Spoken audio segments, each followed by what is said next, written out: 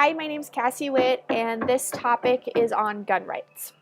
Gun rights is a very controversial topic all over the United States, in the world as well.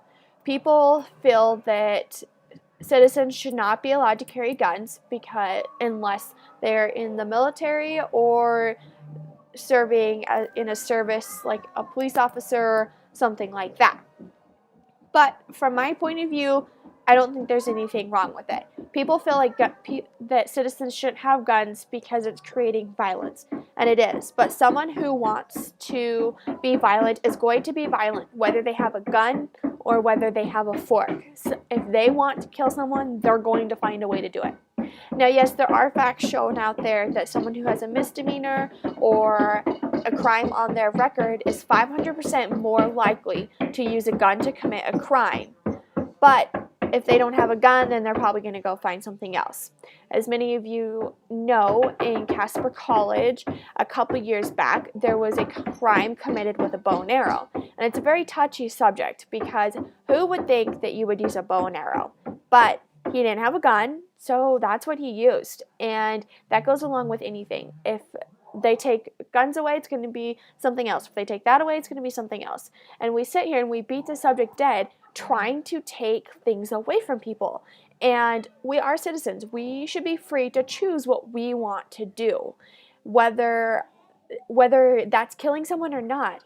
We have laws set in place that if something like that does happen, then they receive the consequences for that. And I know that it's hard. I know that it's sad because if it's someone who's close to you or if it's a family member, you wouldn't like that. And I've had many people in my family who have been affected by a killing with a gun, actually.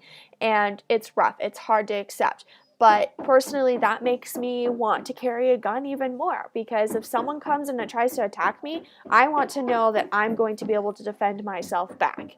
And if something happens, everyone is so afraid of dying, of losing someone, of what might happen in the future. But what they don't think about is we focus so much on that it actually does happen.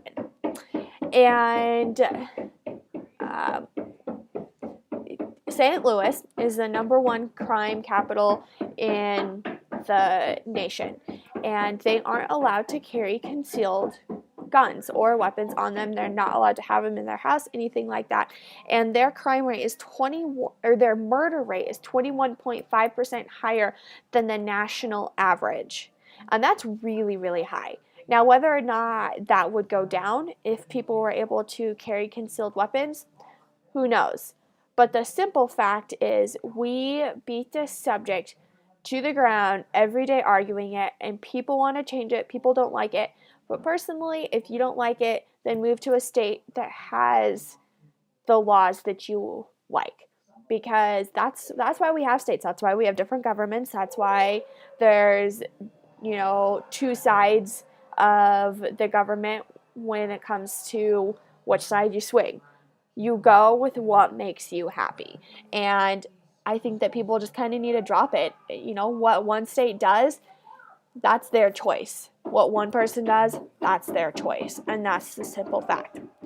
That's what I have to say about gun rights. And it was kind of a hard topic to research because gun rights is very two-sided. So there's facts, but there's a lot of opinions in those facts. And so I did this speech more on opinion than I did fact. So thank you.